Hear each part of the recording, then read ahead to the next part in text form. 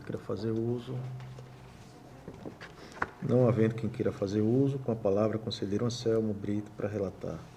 Senhor presidente, novamente, estava na hora da sessão anterior, uma falha técnica, na verdade, é uma falha humano-operacional, e novamente eu aqui retiro ou adio os meus processos que, na verdade, também é feito prática, né, já que as sessões de uma semana, geralmente ocorre a pauta novamente. Eu o retiro ou adio os meus processos para a próxima sessão, aguardando que e torcendo para que isso nunca, aliás, não mais se repita e eu possa retomar a minha relatoria normalmente. Infelizmente, senhor presidente. Obrigado. Com a palavra, a conselheira Ana Raquel, para relatar. Senhor presidente, senhores conselheiros, eu também do Ministério Público de Contas, doutora Estela. Vou iniciar a relatoria, senhor presidente, pelos processos relativos à aplicação de multa, todos os processos do FinContas, pelo envio fora do prazo de documentações requeridas pelo tribunal. É o processo TC 13.203, de 2015. A irregularidade foi o não envio do processo administrativo que deu origem ao contrato com a empresa Alpes Construções e Incorporações Limitada. Em 2015, o órgão, a Prefeitura Municipal de Rio Largo, e o responsável Antônio Lins de Souza Filho.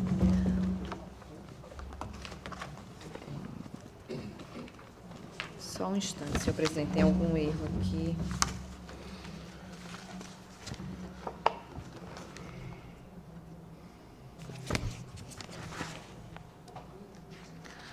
O TC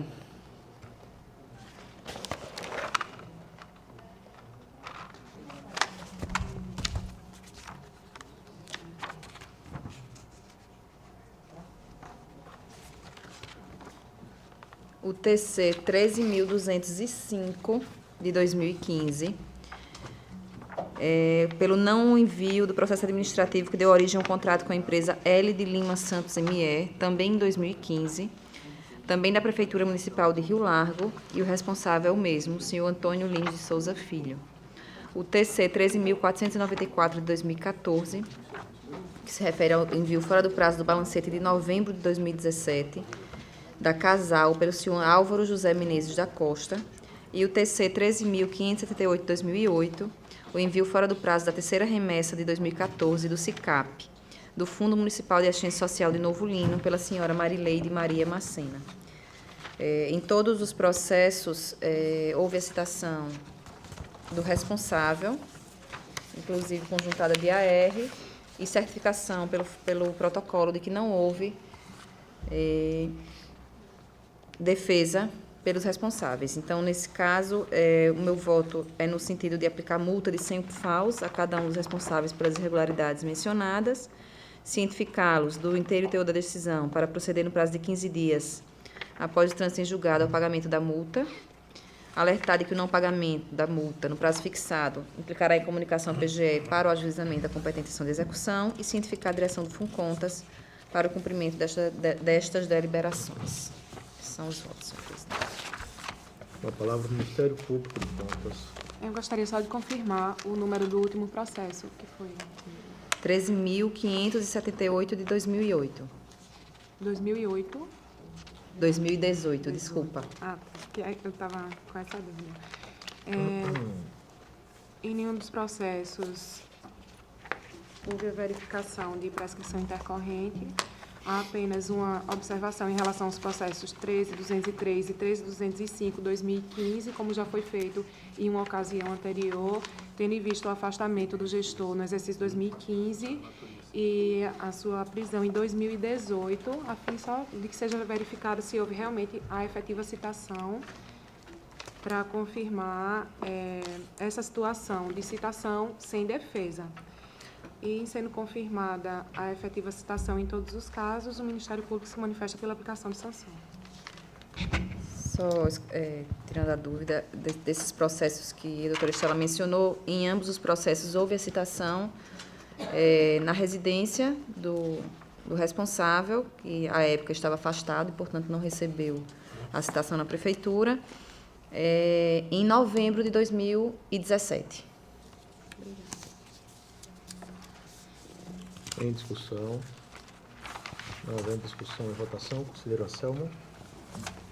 Excelência, perdoe minha falta de atenção, não sei se é por causa do estado físico hoje, mas, doutora Raquel, essa aplicação de sanções, a senhora está fazendo o voto pelo sancionamento, pela falta de envio de documentos ou sem envio intempestivo? Envio intempestivo. Intempestivos.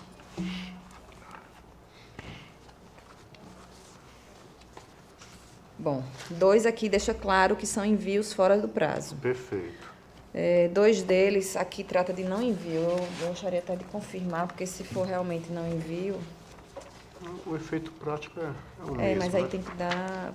tem que solicitar novamente, porque é contrato para precisa ser avaliado, Tá. né? Ok.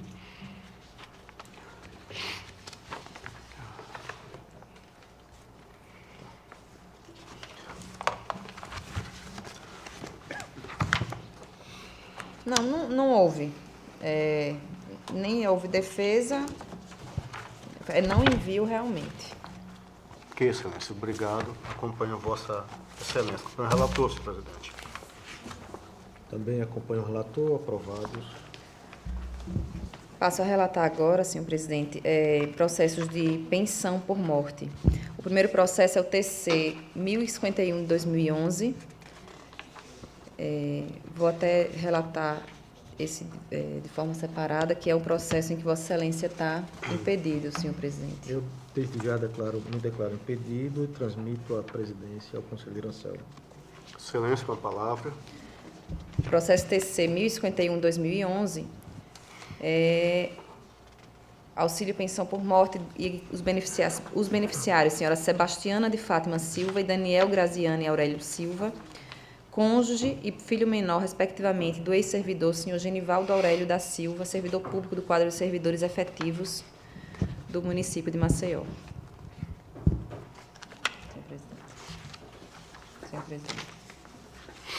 Com a palavra ao ministerial. Eu ratifico o parecer escrito que consta dos autos no sentido do registro do ato concessivo do benefício. Excelência. O meu voto nesse... Eu acabei não relatando o voto, mas é no sentido, em consonância com o parecer do Ministério Público de Contas, no sentido do registro da portaria que concedeu a referida pensão, senhor presidente. Em discussão e votação. Conselheiro Roberto Pires. Voto com relatura, senhor presidente. Acompanho também a relatora. Aprovado. Excelência, com a presidência. Com a palavra, conselheira Ana Raquel. Dando continuidade, ainda tenho mais 3 processos de pensão. 2 deles são pelo registro também, o TC 4838 de 2009, beneficiário senhor Luiz Carlos da Silva Santos, filho menor do ex-segurado Joaquim Lima dos Santos, servidor público do quadro de servidores do Estado de Alagoas, e o TC 15.888 de 2018, beneficiário senhor José Cícero da Silva, cônjuge da ex-segurada Josefa Bertolino Café, servidora pública do quadro de servidores do Estado de Alagoas também.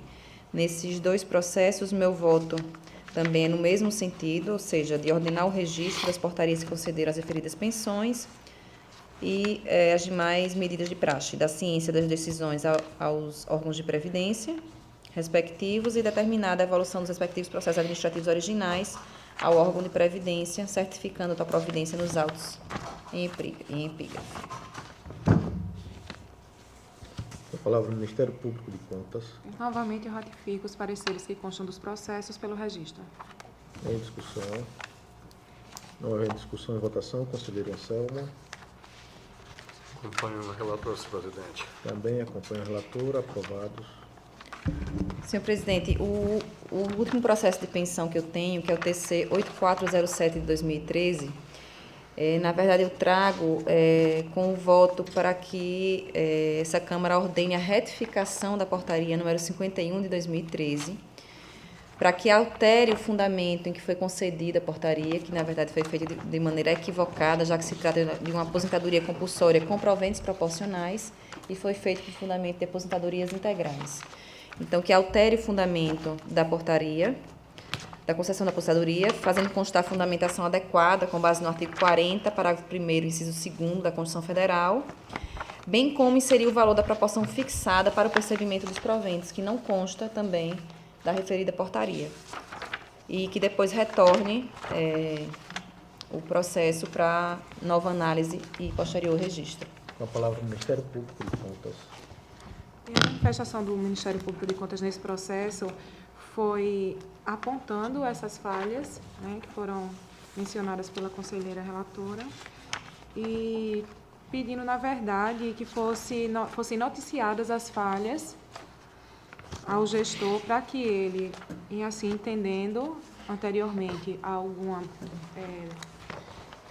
deliberação do tribunal, que ele procedesse a essa retificação. Eu não sei se antes desse momento foi feita alguma diligência nesse sentido, porque nós temos sempre adotado essa sistemática de, em sendo constatada alguma falha formal ou alguma falha de conteúdo mesmo nos atos de aposentadoria, de pensão, nós temos pedido que seja dado ciência ao gestor para que ele mesmo corrija, se assim entender, né, o ato. E eu não sei se foi adotada alguma providência nesse sentido, mas a manifestação do Ministério Público, no mérito, foi apontando essas falhas e principalmente no tocante à fixação da proporção, né, dos proventos que não constava do ato. Inclusive, com relação a esse processo, a gente até se questionou qual seria a melhor forma de fazer, no intuito de dar celeridade, mas também de fazer com que fosse efetivo, porque eu já trouxe processos aqui para o Pleno em que a gente ordenava o registro, mas determinava na decisão que fosse feita a correção. Quando é uma questão como essa, por exemplo, de alterar o fundamento do ato concessivo, eu acho que até é possível fazer, porque eu acho que não tem muita alteração. Mas como não constava na portaria, eu achei que era importante, até, sei lá, questões futuras, questão de segurança jurídica mesmo, que foi alegado no parecer de Vossa Excelência. Eu achei que valeria a pena encaminhar, fazer a retificação, para depois ordenar o registro, de forma que ficasse assegurada que tinha sido feita a alteração. Foi assim que eu optei. Mas, assim, eu deixo até a questão aqui em discussão, inclusive, se isso deveria ser feito pelo gabinete ou aqui pelo colegiado. Se essa determinação de alteração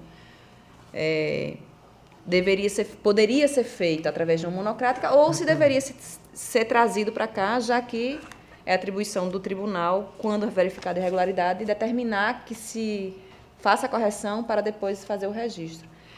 Na dúvida, eu achei por bem trazer, mas aí eu abro a questão aqui porque eu acho que vale o debate e existem outros processos nesse sentido, né?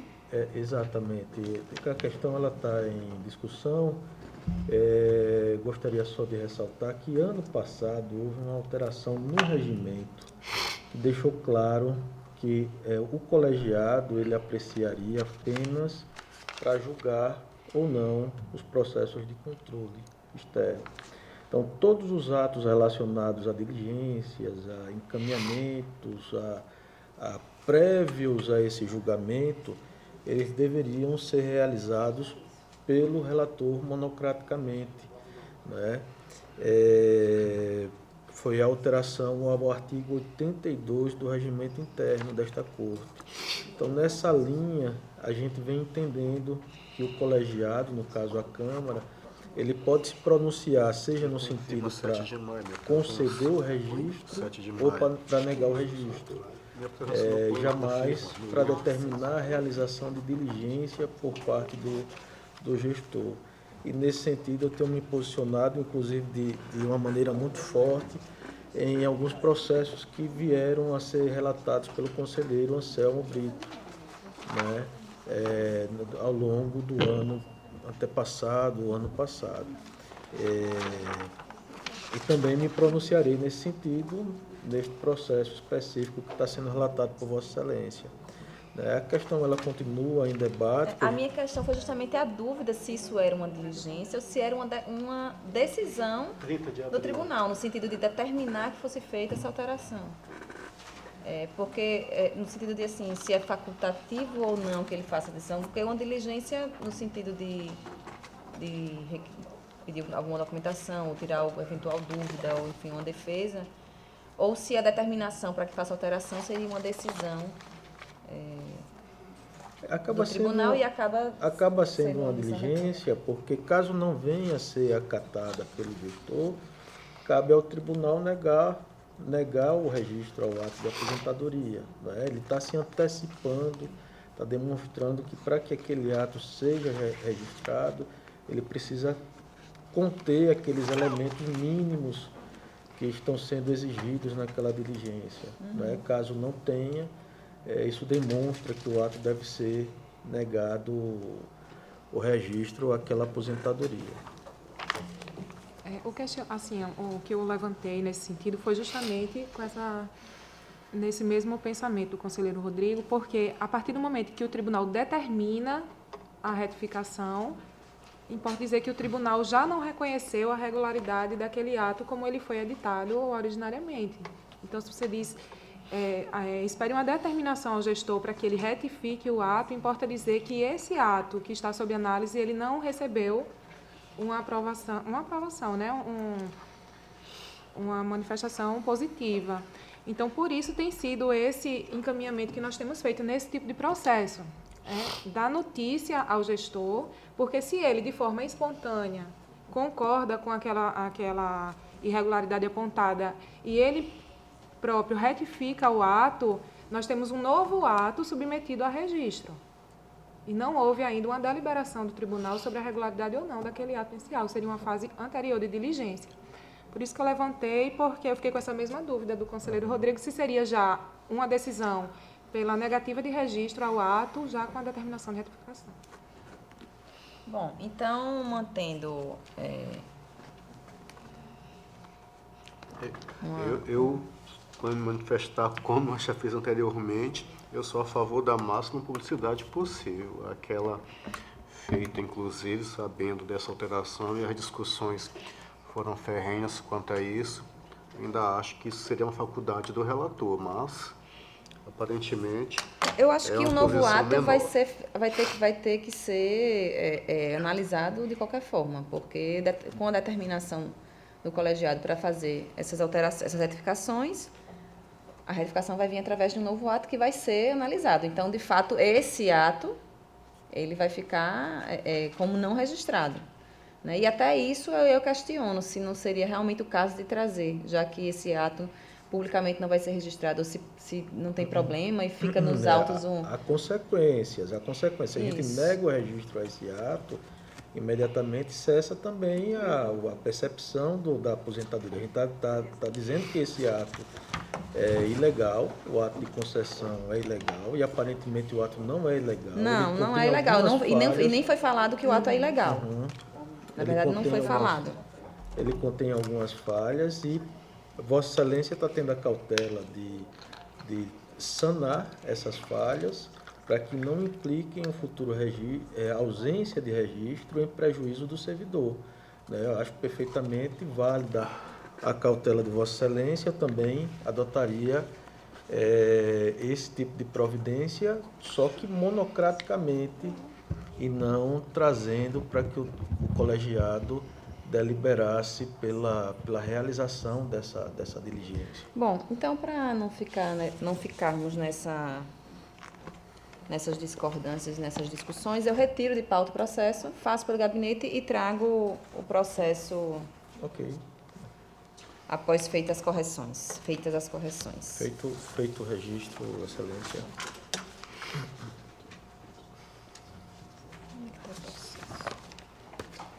É o processo 8407, não é isso? 8407.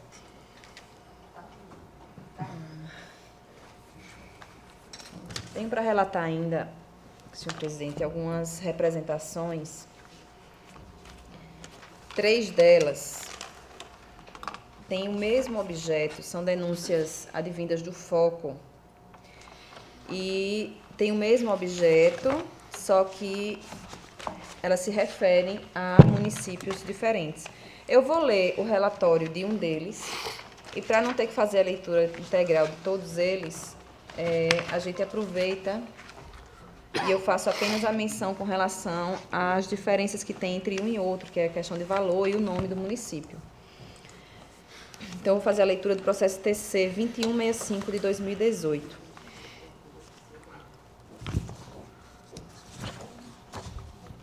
Trata-se de denúncia formulada pelo FOCO, Fórum de Combate à Corrupção de Alagoas, em face do município de Pariconha.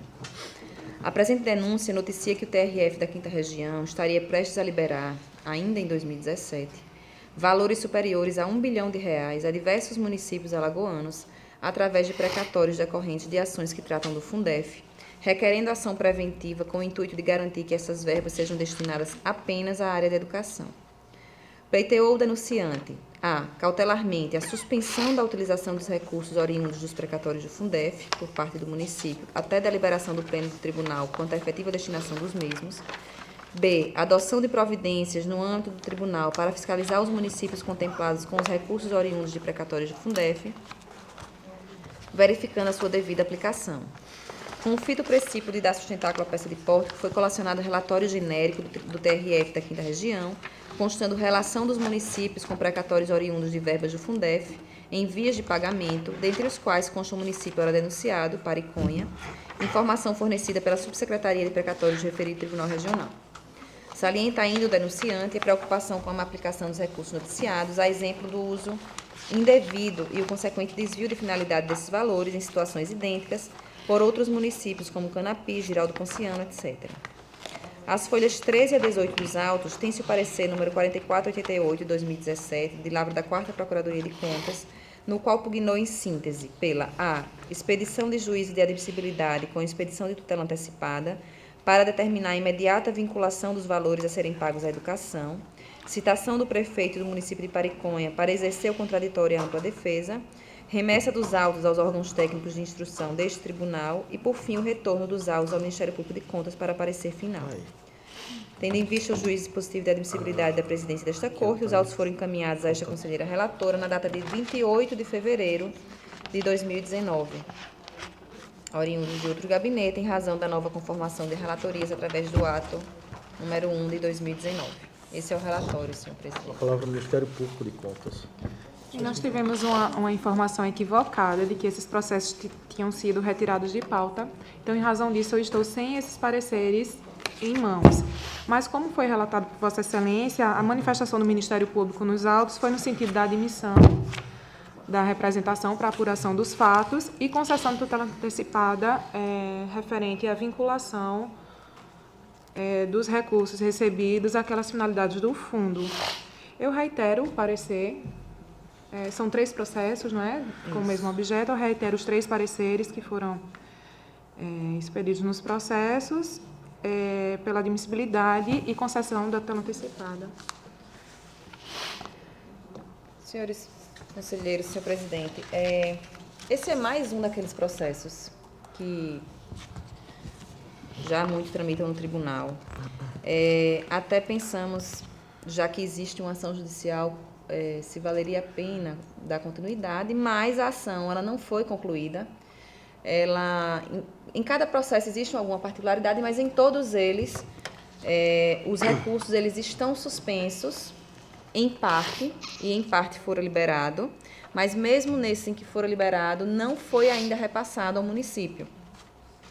E como ainda está em fase de recurso, tem uns com agravo do instrumento, enfim, cada um está de uma forma, eu achei que o Tribunal de Contas tinha sim que fazer a sua parte até que ou nós possamos dar a nossa decisão final antes, ou se a Justiça decidir antes, depois a gente analisa se ainda há algo que esse tribunal tenha a permanecer de objeto no processo.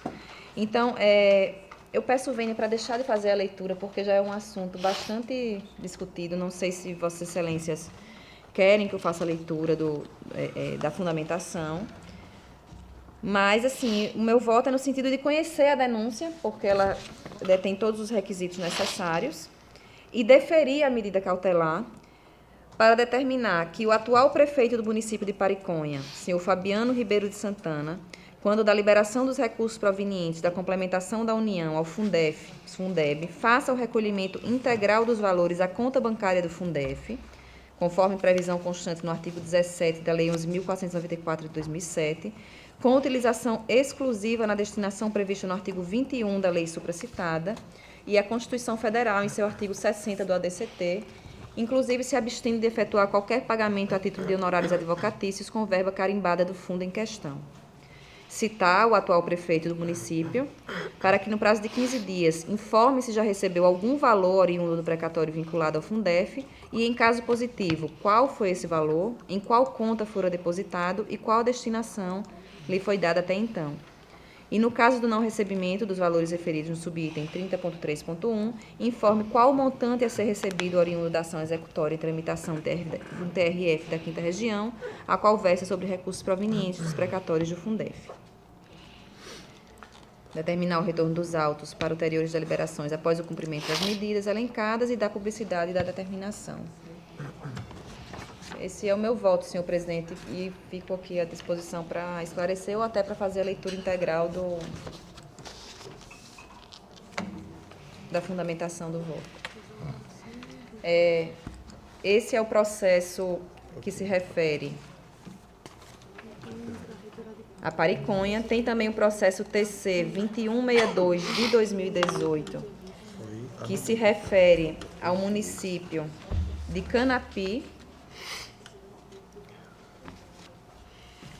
E tem o processo TC 10.375 de 2017, ao qual eu anexei o TC 8336 de 2018, que se trata de uma representação do Ministério Público de Contas com o mesmo objeto e o mesmo município. E aí eu anexei no sentido de fazermos andar junto a demanda com relação ao município de Água Branca. São esses 3 processos, senhor presidente. Coloco em discussão apenas uma dúvida, conselheira Ana Raquel. Nós temos 2 representações contra o município de Água Branca, é isso? Isso. Um é uma denúncia do foco e o outro é um processo de representação do Ministério Público de Contas. As 2 tratam da vinculação. Do mesmo objeto. Apenas o mesmo objeto. vinculação. Não trata Não de trata questão do de honorários. Não, é com relação ao uso do recurso à educação. Eu costumo entender que a segunda representação, ela tramita, ao tramitar em duplicidade, ela perderia a razão de existir, né? Seria um duplo trabalho que a gente estaria tendo e com a possibilidade de julgar duplamente, podendo, inclusive, ter decisões contraditórias. Eu costumo entender pelo arquivamento da segunda representação. Felizmente, o tribunal não tem o controle daquilo que está sendo tramitado duplamente e a gente acaba, por uma questão de cautela, admitindo tudo que vem ao nosso gabinete, né? E nos deparamos muitas vezes com processos e demandas tramitando triplamente aqui no tribunal. A questão está em discussão. Excelência.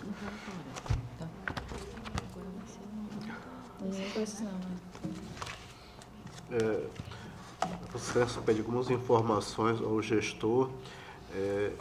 Eu sugeriria até que as informações que ele eventualmente desse, que pudessem ser comprovadas, já que esse pede o depósito, não é isso? Na conta do fundo, na verdade, que ele encaminhasse até os extratos bancários de eventual depósito. Minha sugestão para que ficasse demonstrado que o recurso foi depositado e que não teve nenhum uso, assim que a primeira face poderíamos considerar não correto. Era a minha sugestão que ele enviasse Acolher a sugestão de vocês. Quanto à outra situação do conselheiro Rodrigo, de fato o tribunal, nós nem os gabinetes temos esse controle ainda,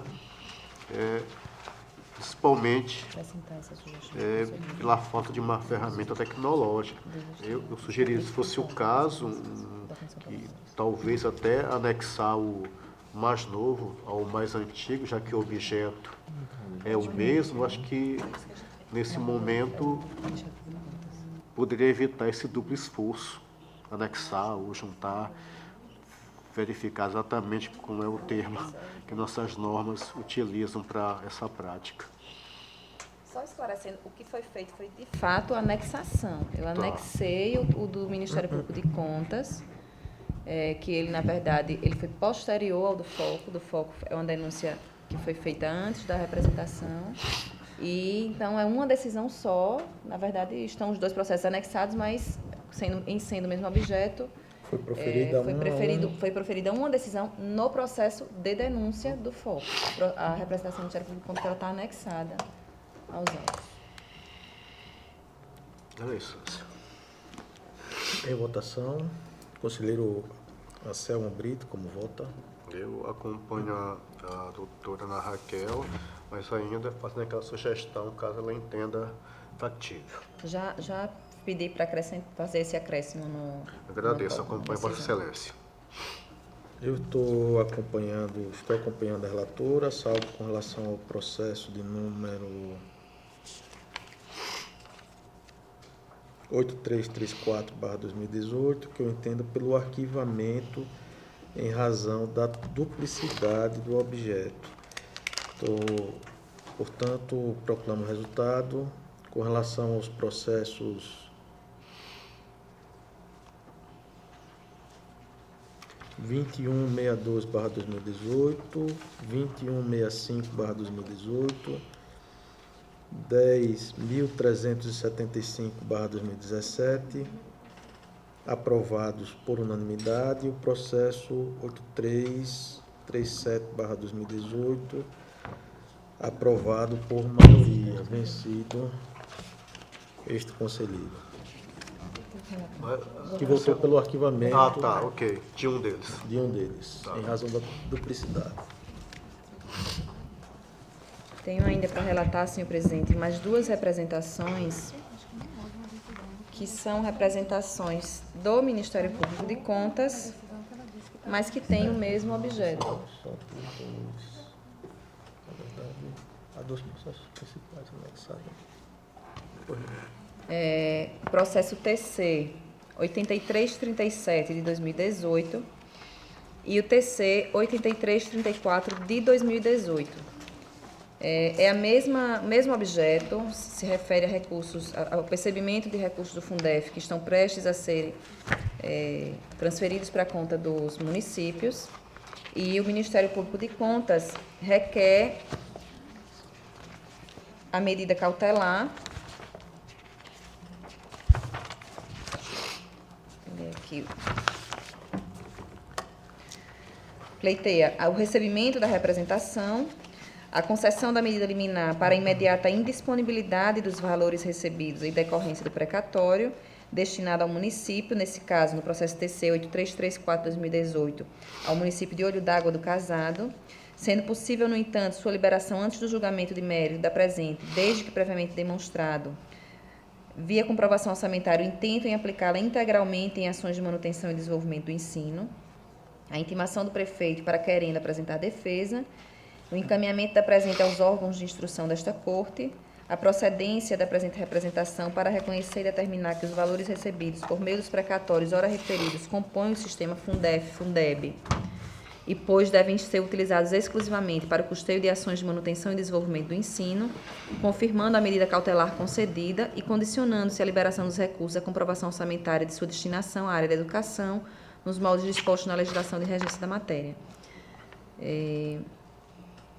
Enfim, é o mesmo processo, mesmo objeto dos outros processos, só que nesses dois casos são processos de representação do Ministério Público de Contas e não denúncia do FOCO.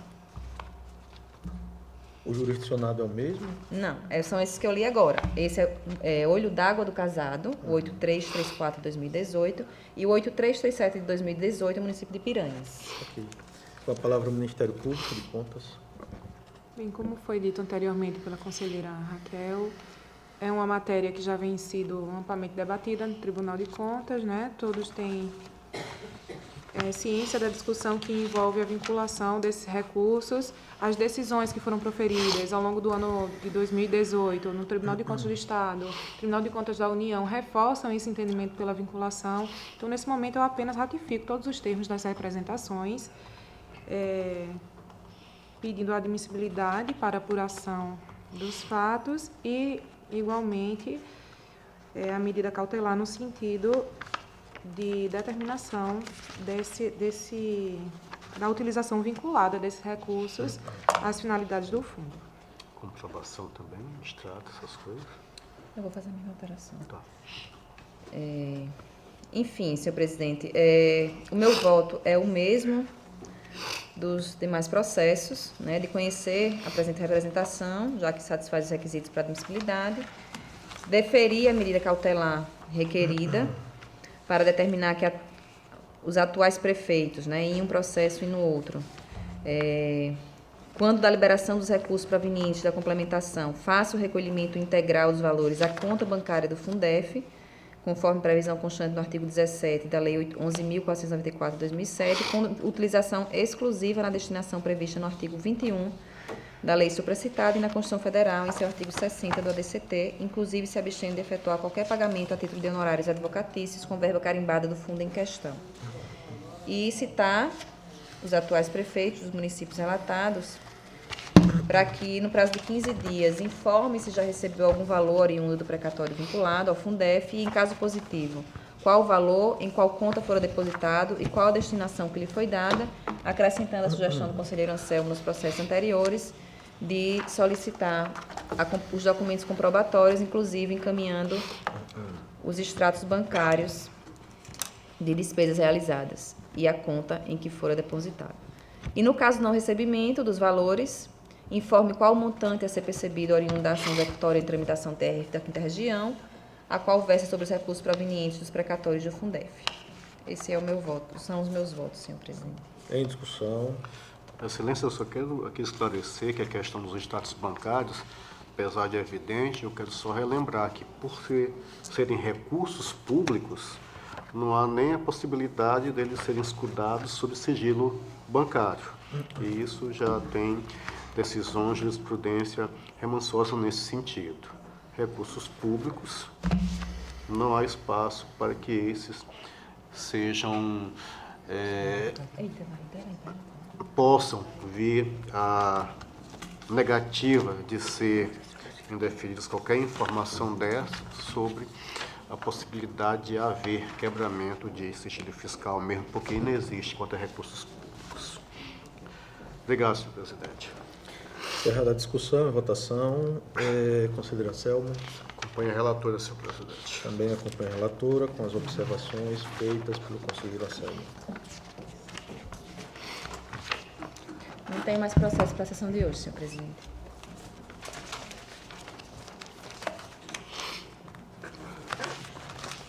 Senhores, eu passo a relatar, inicialmente, processos com contas. São eles inicialmente o processo TC 1063/2019, do Fundo de Educação Básica de Atalaia, possuindo como responsável a senhora Ana Lúcia Rosendo, referente ao envio intempestivo da quinta remessa do SICAP de 2014. O processo teve notificação do gestor, que não apresentou defesa, razão pela qual não tramitou pelo Ministério Público de Contas. Eu estou votando pela aplicação de multa no valor de 100 falsos, com fundamento no artigo 45, 48, inciso 2, da Lei 5.604/94 e nos artigos 203 e 206 do Regimento Interno desta Corte. É como eu estou votando, com a palavra o Ministério Público de Contas. Bem, não tendo sido apresentada defesa, razão por que não tramitou pelo Ministério Público de Contas, prevalece a constatação do fato gerador do sancionamento e o Ministério Público de Contas, com a notícia de que houve a citação válida do gestor, se manifesta pela aplicação de sanção. Em discussão, encerrada a discussão e votação, conselheiro Alberto, conselheiro Anselmo. Acompanho o relator, senhor presidente. Conselheira Ana Raquel, como vota? Também acompanho Vossa Excelência. Aprovado. Trago para relatar o processo TC 14.971/2013 do gabinete do governador, tendo como responsável o senhor Herbert Mota de Almeida, referente ao envio intempestivo do balancete do mês de novembro de 2012, processo com notificação do gestor, apresentou defesa alegando que o envio foi realizado dentro do prazo. O Ministério Público de Contas, por meio do parecer de número 911/2019 do Dr. Ricardo Schneider, opinou pelo acolhimento da defesa com o consequente afastamento da sanção pecuniária. Eu estou divergindo do Ministério Público de Contas e estou acolhendo a prescrição da pretensão punitiva e determinando o arquivamento dos autos com fundamento no artigo 169, inciso 2, do Regimento Interno do TCU, votando também por dar conhecimento ao gestor, por remeter cópia integral dos autos à corregedoria desta Corte. É como eu estou votando, com a palavra ao Ministério Público de Contas.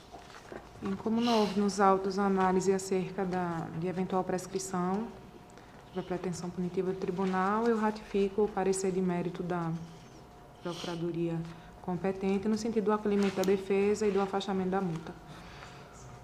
Em discussão. Excelência, a prestação é de novembro de 2012, é isso? 2012. 2012. Novembro de 2012. E a prescrição em 2017. Dezembro de 2017. Notificação do gestor ocorreu no dia 10/11/2015. Nenhum ato inequívoco, processual inequívoco foi praticado até o dia... Então seria a intercorrente, não é isso? Seria intercorrente. Prescrição intercorrente da pretensão punitiva. Claro, excelência. Encerrada a discussão, em votação.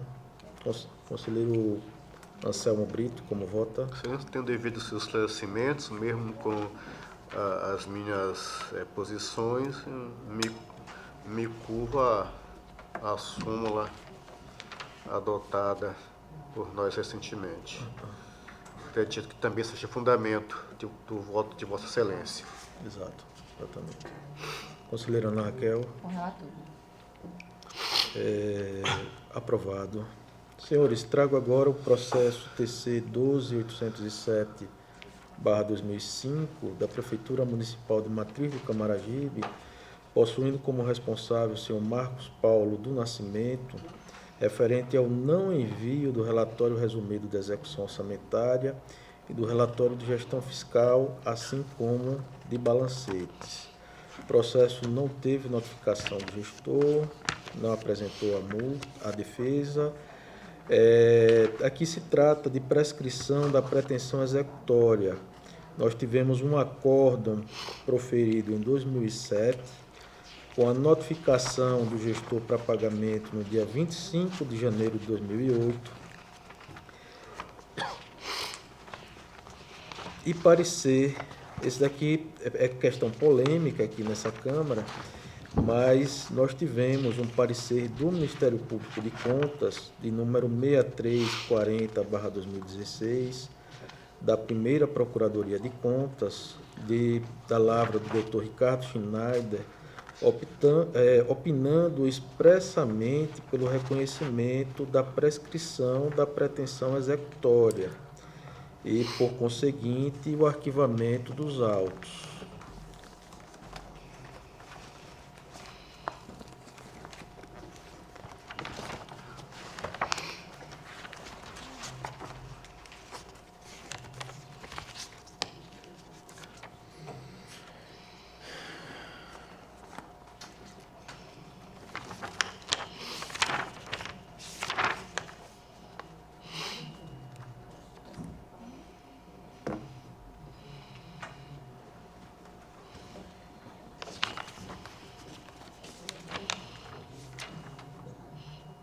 Excelência, eu posso fazer uma pergunta? Eu estava terminando só de votar Tá. para passar a palavra ao Ministério Não, Público de tudo bem. Contas e poder... o Ministério Público de Contas, ele se manifesta pelo reconhecimento da prescrição da pretensão executória relativa à multa aplicada por meio do acórdão de número 1028/2007, nos termos do artigo 1º-A da Lei 8.973/99 e dos fundamentos acima por ele elencados. E opina também pelo arquivamento do feito. Com a palavra, o Ministério Público de Contas. Parecer que consta dos autos, parecer 6340 de 2016. Eu ratifico o entendimento que consta dos autos, no sentido do reconhecimento da pretensão executória. No entanto, eu gostaria de deixar o registro do meu entendimento pessoal de que, como já fiz anteriormente, de que a atuação do Pleno, ela se aperfeiçoa, se completa com a decisão de mérito, com o trânsito em julgado daquela decisão de aplicação de multa, não cabe, no meu ver, ao meu entendimento, não caberia o reconhecimento da pretensão executória nessa esfera, uma vez que essa análise estaria a cargo daquele legitimado para ingressar com as ações de execução. Nesse caso, todavia, como se trata de um acórdão de 2007, eu acredito que ele tenha se dado naquela sistemática anterior de ausência de contraditório prévio. E nesses casos, eu ressalto mais uma vez, trata-se do meu entendimento pessoal, mas que eu gostaria de deixar registrado, nós temos nos manifestados no sentido de declaração da nulidade desse acórdão, que se deu sem a garantia constitucional do contraditório prévio, e retornando à causa interruptiva anterior, em todos os casos, fatalmente, pela ocorrência da prescrição, dado o transcurso de tanto tempo. Mas, nesse caso, existe um parecer escrito nos autos e eu ratifico o entendimento da primeira Procuradoria de Contas, o entendimento esse, datado de 2016, ressalto, né? Eu não sei se é o entendimento que persiste até hoje, tendo em vista as evoluções que temos tido nesse tema de prescrição, mas eu ratifico o parecer no sentido do reconhecimento da prescrição da pretensão executória. Em discussão. Parece que a multa foi em 2008 e o Ministério Público deu um parecer em 2016. 2016. Na época, o relator provavelmente tomou a iniciativa de encaminhar ao Ministério Público para que isso fosse feito. Porque após já aplicada a multa, não teria sentido, né, sem apresentação de qualquer defesa, ter sido vertido o processo ao órgão ministerial. Acredito que tenha sido isso. Era só... Não há... A excelência diz que não há defesa do gestor nos autos, não é isso? Não há defesa também nos autos. Ok. Obrigado, excelência. Em votação, conselheiro Anselmo, como vota? Excelência, mantendo a minha posição que, tendo esgotado a decisão, a atividade na lista do tribunal, não teria mais sentido o tribunal atuar num processo que não mais seria finalista, mas sim no sentido meramente administrativo, senhor presidente. Ok. Conselheira Ana Raquel, como vota? Voto no mesmo sentido do conselheiro Anselmo, senhor presidente. Então, iniciada a divergência pelo conselheiro Anselmo, eu vou retirar o acórdão.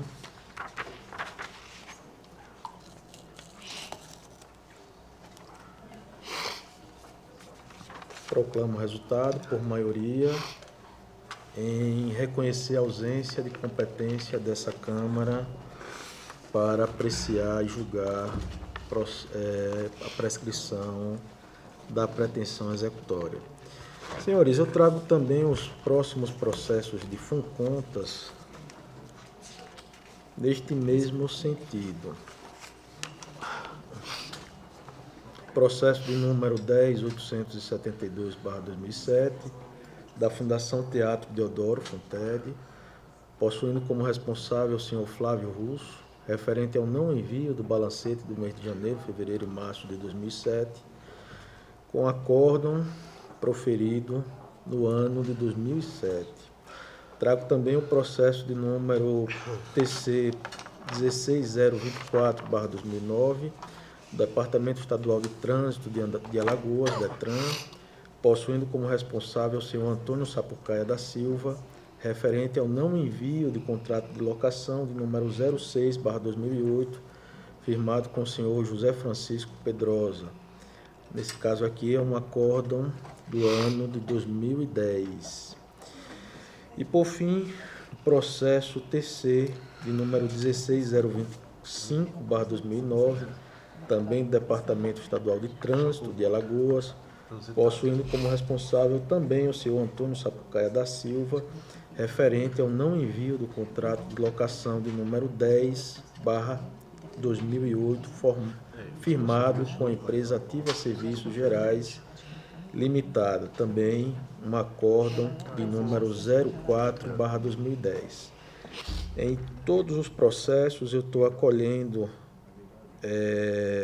mediante provocação da Procuradoria Jurídica do TCAL, a prescrição da pretensão executória por ter transcorrido prazo superior a 5 anos sem a prática de qualquer ato nos autos dos referidos processos administrativos. Estou determinando o arquivamento com fundamento no inciso 2 do artigo 169 do Regimento Interno do Tribunal de Contas da União, dar conhecimento ao gestor e remeter cópia integral dos autos à Corregedoria desta Corte para adoção para apurar eventual responsabilidade funcional pelo período de tempo que o processo parou paralisado. Com a palavra, o Ministério Público de Contas. Mais uma vez, eu gostaria desse esclarecimento se a aplicação de sanção nesses casos se deu naquele molde anterior, sem que fosse citado o gestor para apresentar defesa. Exatamente. Então, nesses casos, como esses processos não tramitaram pelo Ministério Público de Contas, eu externo agora o meu entendimento, né, no sentido de que esses acórdãos, eles contêm uma nulidade, né, um vício grave, uma vez que foi aplicada a sanção aos gestores sem que lhes fosse oportunizado o exercício do contraditório da ampla defesa. Instaurado o processo, foi aplicada a multa sem oportunidade de defesa. Então, nesses casos, havendo essa nulidade, né, por ofensa a uma garantia constitucional, eu entendo pela necessidade de reconhecer e declarar a nulidade dessas decisões e, a partir daí, retomaríamos o processo a partir do último ato processual. Em se tratando de processos de 2007 e 2009, teríamos já a pretensão punitiva atingida pela prescrição quinquenal. Então, eu me manifesto aqui nesse momento pela declaração de nulidade do acórdão e reconhecimento da prescrição quinquenal em todos os casos. Coloco em discussão.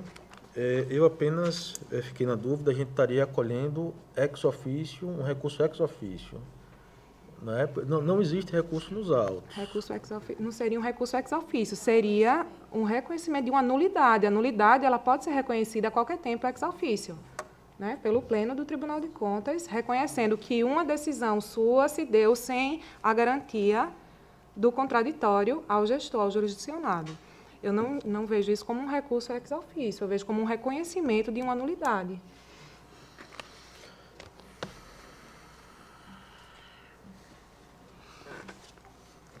Continue a discussão. Não havendo discussão, conselheira Ana Raquel, como vota?